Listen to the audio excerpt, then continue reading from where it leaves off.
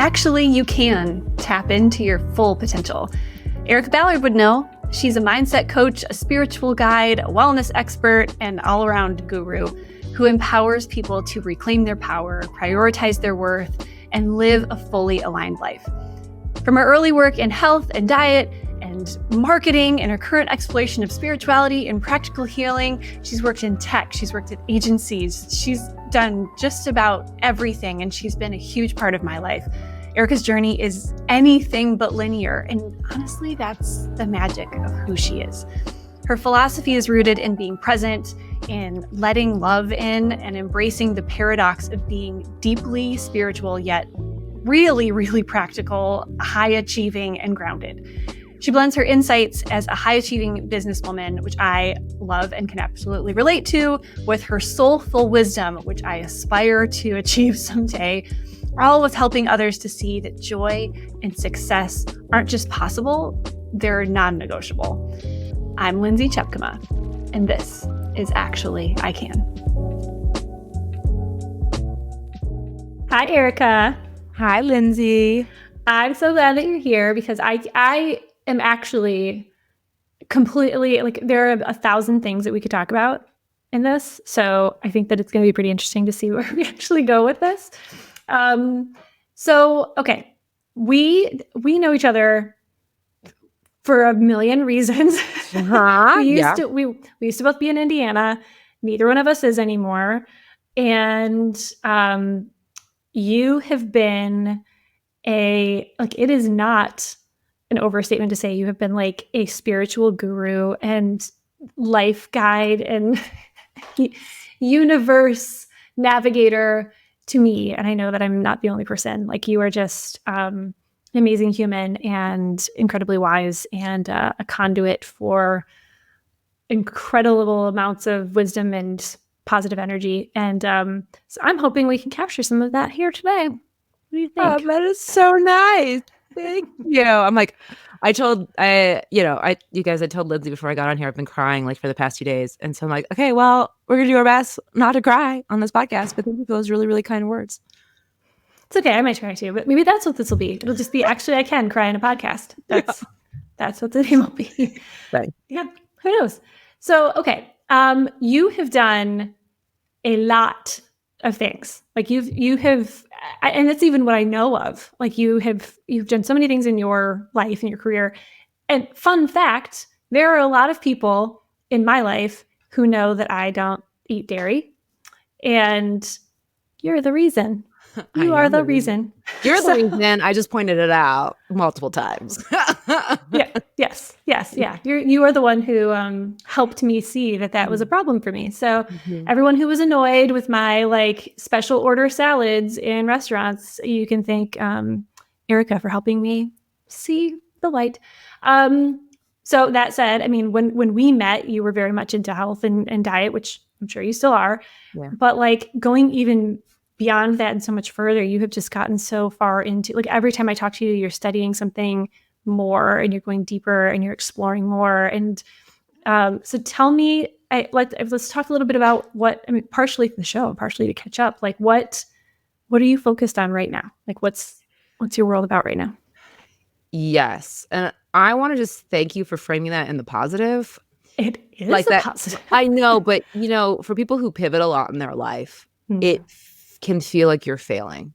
Like when you're like, oh, I don't want to do this anymore, I want to do that. I don't want to do this anymore, I want to do that. I don't want to do this anymore, but I don't know what to do, so I'm going to do that. Like, it feels like you're failing because the world tells you a linear path to start. Like, a linear path is the way to excellence. The linear path is the way to success. And I will tell you, I had a mentor. And I won't answer your question, but I had I wouldn't even call him a mentor. It was the boss, like the head honcho of my first job. I got a 10-minute sit down with him. His name is Mark Dybel. And I'll never forget this. And he was like, what do you want to do with your life? And I don't remember what I said. I'm sure it was like, be CEO of blah, blah, blah, and wear pinstripe suits or some variety of that. And he looked at me like dead, like could not be more serious. And he goes, Erica, if you get to where you want to go in 10 years, I'm telling you right now, you miss the opportunities along the way. And I didn't get it at the time. I was like, what are you talking about? Like, if I want to be that, I'm going to get after that. And he's like, but he was like starting to explain because he could see the confusion on my face. Like, the world's going to present you with so many opportunities to be who you want to be. And like, you got to follow them. And this, by the way, was a gay man working in the Bush administration as like the ambassador to an HIV, like global HIV AIDS organization. Wow. You can see where like some of that just didn't feel like it fit. And I am now just realizing, I would say in like the past 5 years, how important that advice was, because I have pivoted a lot, but I've done that because I'm interested in a bunch of things. And for me personally, once I master something, I'm good. I'm done. Like, that's just kind of how I operate. It's not my trauma response. None of that. It's like, if I figured it out, I'm ready for the next thing. Because I'm a lifelong learner. If we do Strengths Finders, whatever, learner is always in my top 2.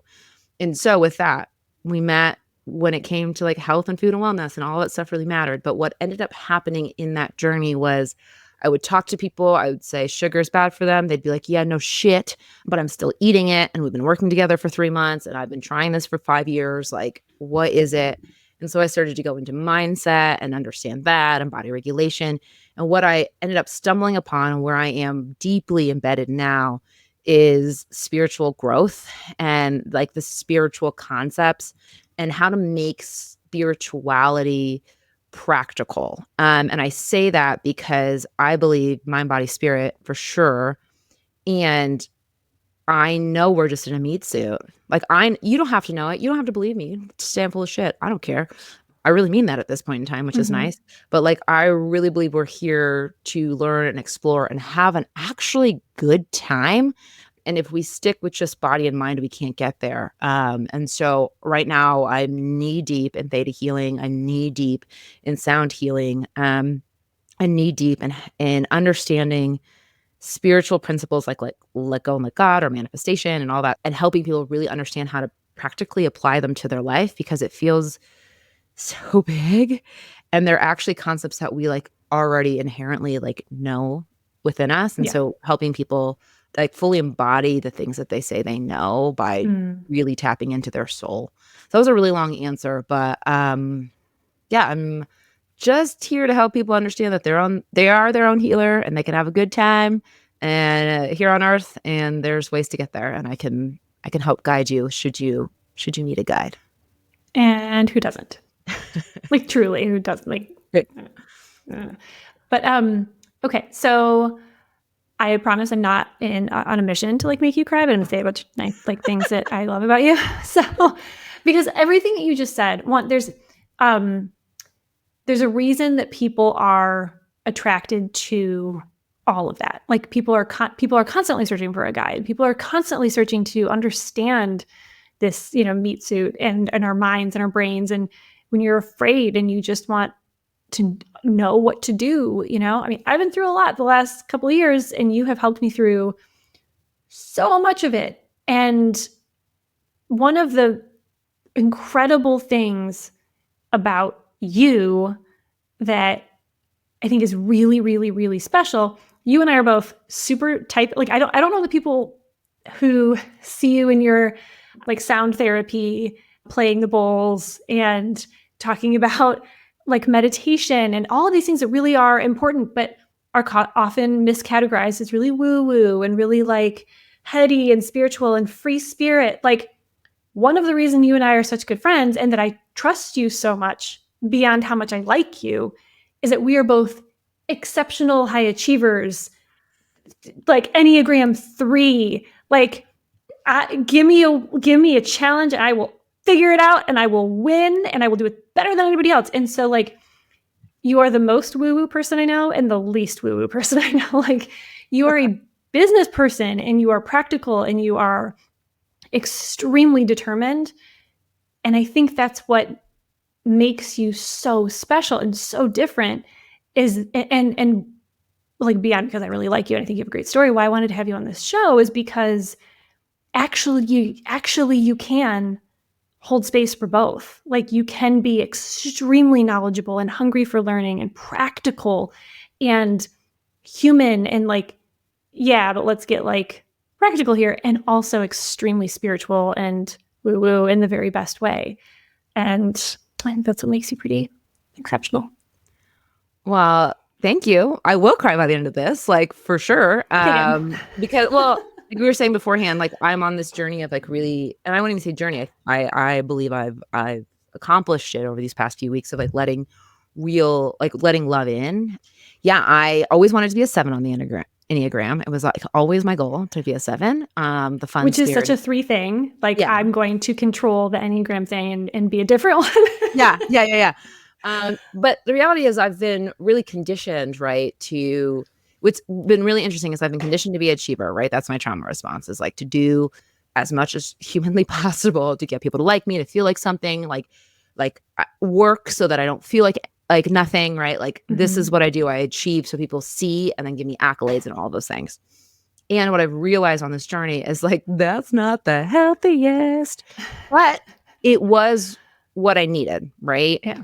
And what's been really interesting and why I think it's always so funny we separate these two of like spirituality and like working hard or, you know, like achieving in the tech or whatever space. What I think is so funny is like I was saying to you earlier, is like you never stop doing when you figure out what it is that you really want. And the reality is when you understand that you are here to have a really like a soul having a human experience, you realize that like you're so much bigger than you think you are. Like even your dream that you have to like be CEO of this like massive company is still so fucking small to what your soul knows is possible. And so when you recognize that like there are dreams that are even bigger than you can imagine, what ends up happening is like you have to take action, because now you're like just being moved forward through love or purpose or, you know, like something more than what was like money or your trauma. And so it's really easy for me to understand both and now to meld them, because I understand like, oh yeah, now I know how to work hard. Like I have a good discipline and ethics, and like you need that in spirituality. You've got to keep, especially in the beginning when you have to like get your mind right and choose again and like move forward, even though everyone thinks you're going insane, like you're going crazy. But then when you get here, it's like, oh yeah, you got to put in the work. You got to show up. You got to do this, because now the mission that I see that is available to me, 1 is like bigger than I even know. And then 2, I'm actually going to have to step into the unknown to reach it. And so I've got to do the work to allow me to like let the vision in, hold it, and then like be as big as I know that I am, you know? Yeah. Me too. Well, and I think it's so interesting that people, I mean, once you see it, you can't unsee it, right? And people think that all of this that you're talking about is optional. If you want to have any sort of joy, happiness, or even like pleasurable experience as a human on this earth, like, and that it is somehow unrelated to leading a business, an entity, an org, pursuing a dream in any way. Like, I don't know how that, I think that that's why we see so many leaders or professionals that reach the pinnacle of a career and they're so empty inside. And they're like, you know, there's for what, right? And because they missed this entire part of what you're talking about, you know, and it's all for what? There's no soul part of it. There's no purpose. Yeah, it's an interesting thing because, like, here's the deal. We're all on a spiritual path, whether you want to own it or not. Doesn't really, like, and whether or not anyone else wants to own it, like, you can be agnostic, but most people believe in something. Like, there's a very small amount of atheists in this world. And even, like, if you're an atheist, that's fine. You probably believe in group consciousness, though. Like, you know what I mean? Like, so it's like we absorb all of these things all the time that are telling us how we need to be. And, like, really, like, when you say, quote unquote, spirituality, what you mean is, like, you like, reclaim your free will to, like, think the way you want to think. Yeah. Be the way you want to be. And most of us, we're all doing everything to have freedom, to have joy. But the sad fact is that most of us don't know how to hold joy or hold freedom. And so when we get it, we freak out. It's like the people who are like, I can't sit still, or I can't really enjoy vacation. It's like, you can, it's just not a priority for you. And that's okay. But like, if you really want to feel these things, you've got to walk with it, because most of us, maybe not Bill Gates, right? Like, he's probably gonna be like, yep, I died and work should have been my thing.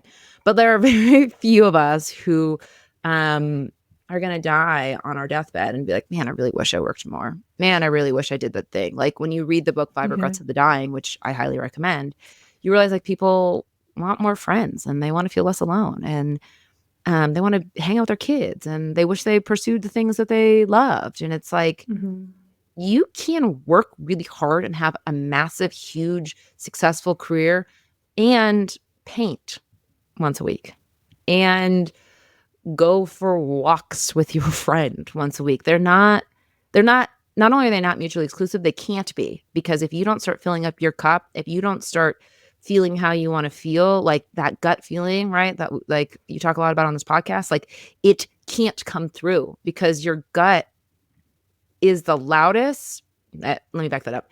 Your gut speaks the clearest when you are in love, or put in a more scientific way, in the parasympathetic nervous system, when you're like in the rest and digest, when you're chilling and not stressed the F out. So one thing that you and I talked a lot about, especially early on, before we dug a lot deeper, was that I think so many of us, I certainly was, are raised to think that everything you just listed off is a nice to have, is a luxury. Friendships are a luxury. Self-care is a luxury. Time for yourself, time to work out, eating good food, all the things. I mean, there's so many people talking about all those things right now, but it was really, really easy for me to be like, yeah, but you don't understand. Like every stage of my life, I was like, yeah, but True. And it was always something that I saw as a later on someday. Yeah, but I have, 3 kids under the age of 2. Yeah, but I'm running a company. Yeah, but I just did this and did that, and I'm fundraising. And the big life-changing thing for me was like what you just said, like, this is not negotiable. Like, you have a choice. Like, sure, you can continue to live in this fight or flight mode where you don't feel like, where everything that is good about life is put off till later, or you can like change some serious things. And so there's definitely, so my question to you is like, there's certainly no shortage at all. There's an abundance of talk about self-care, and there's a billion products and podcasts and shows and about self-care. But the way that you've always approached this entire world has always seemed so different to me. And like, you get it in a different way. Why do you think that is? Oh, wow. Okay. Like, I don't know if you've ever even said the word self-care to me. Like, I probably didn't. No. You just see it in such a non-negotiable way. I don't know. Yeah. Well, thanks for that reflection. I never once thought about it like that. And I would say the reason I don't call it self-care, or the reason why I look at it is differently, it's like what you said, is like, you can enjoy your life or you can't. Like, it's that simple. You can or you can't. And a bubble bath, a trip to Bali, those are all enjoyable things, but they won't make a great life. Right? A great life is like what I did today, when like I have she's 6 months today. Oh, I'm not almost 6 months old. I have a 6-month-old. And I'm staring at her and she's grabbing my face, and I'm like actually in the moment. And I was like, if you ever watch The Office, Jim and Pam, when they took on their wedding day, they had like the fake camera for anyone who's an Office fan. They're like I was just like, click, like, remember this moment. Like, those are the moments that make your life really great. And I know we know that, because here's what it is. So thanks for letting me loop around to get here. It's like, because I think a good life involves presence. that's why I don't necessarily, I'll talk about self-care. Like I love self-care. I think it's important, and we can call it that if that's what gets you from point A to point B. But a good life is lived in the present moment. And everything, all the healing, all the work that I believe I help people do, myself included, and the work that I do, myself included, is to be able just to sit where I am and be where I am. Because the joy is there, and then the future you want to create is also there, right? Like, if you want more of that goodness, you have to hold it. And so, yeah, it's like you have a choice to do it or not, and like our goal is to be present, because when we're present, it's not it's not like, should I do the bath? Should I get my nails done? It's like, what would make me feel alive? What would allow me to sit in this moment? And sometimes it's going to be work, right? Sometimes it's going to be a podcast. Sometimes it's going to be like creating what's in your brain and like building it. And then other times it's going to be laying on the bed laughing with your 6-month-old. And then sometimes it's going to be going to the gym. Like, but you can't really know that if you're not present with yourself. And so I think that that's really where the work is. And I get what they're doing. They're trying to like train you to hold the ability to like choose for yourself and be in the bath and all of that. But like that self-care is, it's not useless. It's just, if you can't figure out how to be there, then it's not you're not really doing the work you think you're doing, you know? 100%. Here's a through line, an Erica through line in Erica's life. Back when we were talking about food, right? Which again, I don't know if I actually said this when you were talking about like pivoting. I don't think you've ever pivoted. You have built on your knowledge, because you carry all of it with you, like we all do. But like I think you in particular have carried you're like collecting blocks, and it's like, okay, got all these blocks, and I'm going to put them together this way now. Oh, okay, can we go get another block? Put them together this way now. And for example, when you were talking about food, one of the things that you said all the time was, listen, you could eat a bag of French fries from McDonald's happily and full of joy, looking at, kids playing in the park, or you can eat a kale salad stressed out, grumpy, as fast as humanly possible. And like, which one's actually healthier? And like, you used to talk about that all the time. And you did. And you're like, what you're eating is only part of the equation, how you're eating it.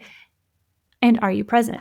Can you actually be there? And, I think that's something that you've been preaching for a long time. And I think that a lot of people miss that point too. You and I have talked a lot about surrender. I think that that's a big part of that too. It's surrendering to being present. I think that it's not a like, I'm gonna be present now. It's like there's a lot of surrender. Like, put your weapons down, stop fighting, and just surrender to the moment, whether you're eating a bag of fries or leading a board meeting or sitting with your daughter. Like, it's really hard sometimes. It's very challenging in this world. And listen, like, for the record, I'm not promoting McDonald's, although I do love an Arby's curly fry. Like, I'm gonna own that. But it's really true. Like, because we often eat and then feel bad, right? We do something and then we feel bad. And it's like, what if you just said, I'm really busy today. I just don't have a lot of time for myself. And this is all I can do. And I'm going to be here with it. Because what will happen when you do that is like, you're going to start to taste the food and all the things. And like, it's either going to taste good or bad. Right. And you can start to make decisions based on like what you now know in that moment. And so, but I stand by it. Like you could eating cake can be very healthy. Like, not like the nutrients of the cake are healthy, but like the attitude you have with it. Like, you can absorb all the nutrients in the cake. You can like let it fly off your body. Like, sometimes we just get so we want to conquer self-care. You know what I mean? We want to conquer like wellness. We want to we want to fucking nail it. And it's like, oh man, I get it. Been there, did all the things, and you're still empty, right? And that's where the spirituality, like that move really did come from, is like, okay, you're biohacking, you're, you have your weekly massage, you're doing all these things, like you go to your kids' games, but you're empty. Like, I can't tell you how many people I know like that. It's like, well, if you're empty, at some point you're gonna have to own that you're feeling empty and then go down that rabbit hole. But the beautiful thing is, and I stand by this for everybody, is like you have the tools inside and you have the resources around you to get to the other side. But like you just can't keep running from the truth, and you can't keep running from your feelings. And you can't also, and it just goes back to all this, is like you can't hate your way out of, like, you can't hate your way to love. And that's what we try to do with food, like food and all these things, where it's like, if you would just say like, I don't hate myself, I love myself for making space to actually eat today, because old me would have not. And okay, it's McDonald's. Okay, cool. Next time it can be different. Like, you know what I mean? Like, love you, and you'll love you on the other side. Don't punish, beat down, and hate you, and then expect to get to the other side and be like, no, I'm joyful and free and present. It doesn't work that way. Like, I'm going to fight my way to joy. Well, and okay, so specifically for founders, because that's who the show is for.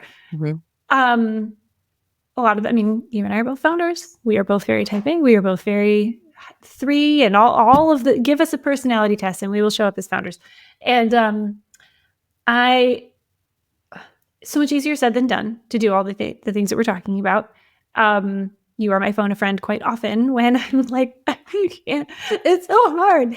And it doesn't help that especially founders are surrounded by conflicting narratives of like, yeah, grind harder, be better, do more, and then you might win for that moment, and then go do more again. And it's just grind, and until you ground away so that there's nothing left. I mean, what would you tell that founder type that so desperately wants to be happy, but is just surrounded by a culture and a world that doesn't seem to support that? There are 2 things that came up. I'll tell you the first one, which made me laugh. So, because I think it'll make them laugh too, is you got to just be as weird as you say you are. Like, no one is like, I'm a founder and I'm normal. Like, you know what I mean? Like, you're a little delusional, and you do have big dreams, and like, you kind of live in a world that people don't quite understand, right? Like, so just get weirder. Like, say, no, I can do this and this. Like, I could, like, I know that sounds weird, but like, if you're delusional enough to think that like and not even think, to actually build these like multi-million dollar companies, and like, to really believe, like, closing, even if you're closing $500,000, that's a big deal. You're closing $40,000. Seed round is impressive. Okay. Like, yes, Series A, Series B is impressive too, but like, to get something off the ground, make something that didn't exist before. Like, right. Like, you created something out of nothing. And I'm like, so just be that delusional about your own happiness and about the feelings that you're allowed to have, and like that it's possible, because part of it is just that, like, there's that. I'm like, be delusional in this area. I think the other piece is like, there's 2. One is like prioritize your self-worth, because the third piece is like, and everyone's going to hate this. They're like, this is not possible. But I'm like, detach from the outcome. Like, do all the work that you can do, show up the best you can. But the reality is like, you can't make that company a success. Like, individual you. There's so many factors at play, and the reality is you have no fucking clue why you're in that seat in the first place. Yes, I understand. Like, I have a purpose and I want to do these things, but like, in the grand scheme of Earth game, you don't even know why you're there. Like, you don't know what you're there to learn. You don't know what you're there to accomplish. Even when you say that you do, you're lying to yourself. And if you touch like to your soul, you'll know that that's true. Like, you're there for an experience. Stop trying to dictate the experience. Like, do the absolute best you can do. Like, do not at all let your guard down on that. Like, do the best you can do, and do the work to understand what the best you can do is. Because a lot of us think the best that we can do is like grind, kill, like try to back channel, let's be honest, right? Try to back channel and manipulate and do these things when, because we're like, I got to fight and I got to win. But when you do the work to say, okay, my self-worth is decoupled from the outcome of this company, you can work really hard and then make decisions that don't make sense to some people and be okay with it and be okay with wherever it lands. Because I want nothing more than your company to be a success. You know what I mean? Like, yeah. And you are not your company. You cannot feel love through your company. You cannot heal your trauma by your company succeeding. Like, and some people just need to hear that. Like, and so when you do the work, you couple the two and recognize that you're there to lead and learn some lessons. And, you know, your preference is to want to win. Okay. Ain't nothing wrong with that. But when you understand that that's what's happening and that you're worthy just because you are a human in a meat suit walking around this earth, like, you get further because you get to think bigger, you get to detach, like you get to rest. So I don't know if I'm answering your question, but I think I am. Yeah, I think you are too. I am. I think so. Because I like I've worked in tech. I get it. It is, the pressure is real. And all that money is make believe anyways. Like, it's all make believe. Like, I know that it's hard, like it doesn't feel that way when you're in it, but it can. And the decisions that you make have to be for your greatest good. Yeah. Not necessarily, like, that's the whole game of Earth, is like, which does not equal revenue. Which does not equal revenue. Or KPIs. Yeah. Or like, you know, like selling your company. Like, I know that that's what the investors want, but like I said, I say to you all the time, like, I'm not here to play like, I'm here to fuck around and see what's possible. Like, that's what I'm here for. And I can't do that when I'm like moving matter against matter, earth against earth. Like, I've got to play a little bit more in the magic. And you can only do that when you separate yourself from your company.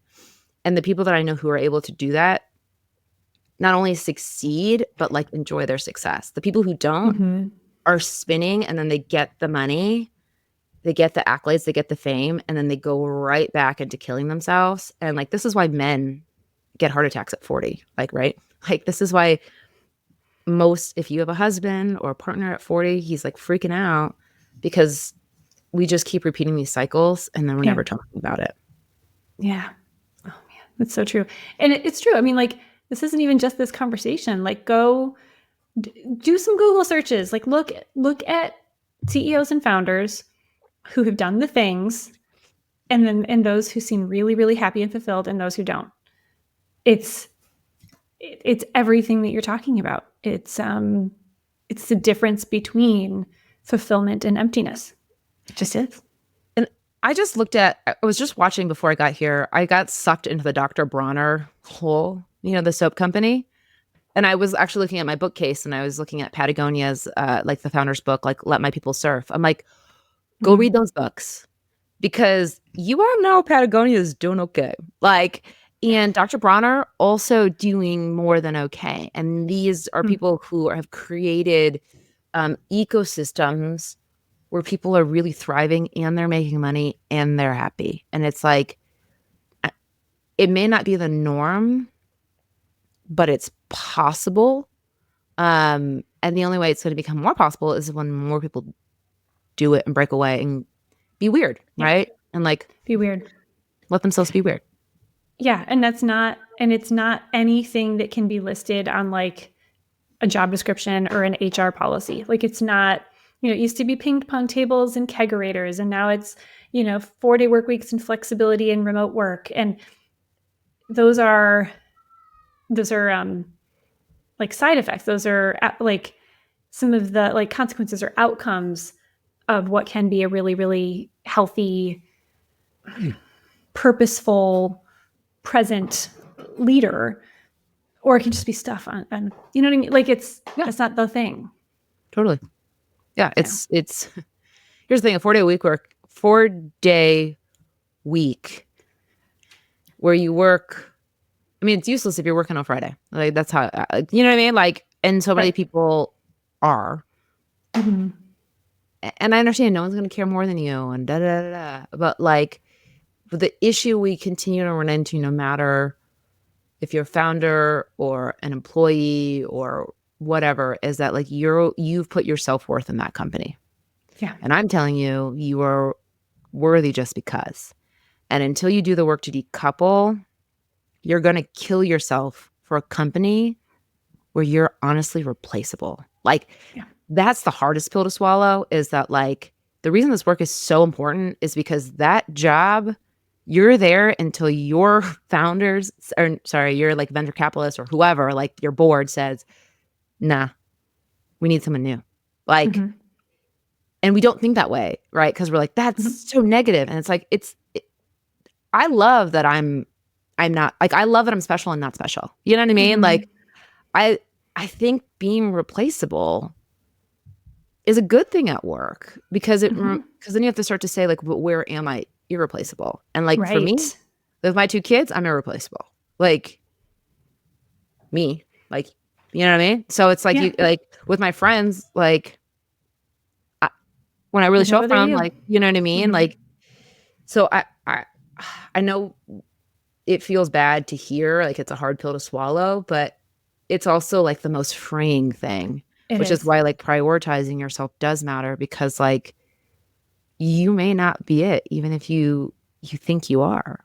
And prioritizing yourself for yourself. You're irreplaceable for yourself. You're the only one who's going to be with you your whole life. That's right. And if you don't at very least acknowledge that and explore that relationship, that's where a lot of that emptiness comes from too. Because totally, if you're not actually listening to yourself, what's any of it for? Right? Well, like with founding too, like you get so excited, and then it all becomes, what I find is that then it all becomes miserable. Like you're so amped that first couple years building, and then like, God, it sucks. Like, or the quite often because you get away from what got you into it in the first place. You start to get away from that passion, that vision, that, you know, that drive, and it becomes what a lot of other people say it needs to be. Yeah.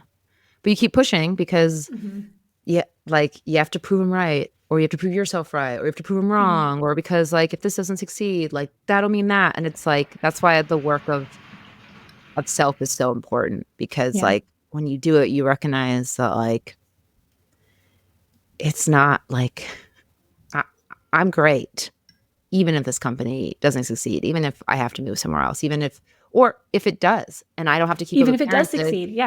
Now, and I don't have to go start 6 more companies. I can just like take my money and hang out on the beach, right? Like people say they want to do that, and then they get super antsy, and I'm like, no, dude, it's like really fun to chill for a while. Yeah. It's like really fun. So yeah. Okay. So in summary, where you're working on some cool stuff that people should know about, probably by the time this show sees the light of day. Where can people find more from you? Because you have a lot of really cool things. Yeah, thank you. So I'm gonna do a podcast, Lindsay. You are. So I'm gonna start a podcast here soon. So check out the internet. I can't tell you when it'll go launch, but we'll link to it somewhere. Yeah, it's fine. It'll be there. I'm on Instagram pretty actively, at Erica Ballard _ and then sharing all kinds of cool stuff. Yeah, I my goal, like in all this, is to like teach, like I said, teach practical concepts, and then to help people understand like that they're their own healer. Like I can guide you, I can help you, but like you have all the answers. And so like a lot of my work on Instagram, and then like the events that I do, because I do a lot of now live events, whether it's like if you're in Denver, sound bowls, or like not in Denver, do like meditative writing circles and things like that. So you can find me on Instagram, and then I'm on LinkedIn a lot. People seem to still like me on LinkedIn, so I play over in these 3 areas the most. And I would venture to say I try to be as helpful as possible in any area. Like if you do want to reach out, don't be weird. Like I'm not like, book a 15-minute call and it's a sales call. Like I'm all about making money, all the things too, but like I'm really about helping people. And like if I can help you in a 15-minute conversation, I will. Yeah. Okay. Well, Erica, you've helped me many, many more than just 15-minute conversations. So thank you for letting others into so much what you've let me into. And And you are teaching and you are helping in so many ways. So thanks for being here. Thanks for being you. Thanks, friend. Thanks for joining me for another episode of Actually, I Can. And did you know that actually you can subscribe so that you never miss an episode? Yeah, do it now. And you can also go to actuallyican.show and watch any episode anytime. Thanks for joining.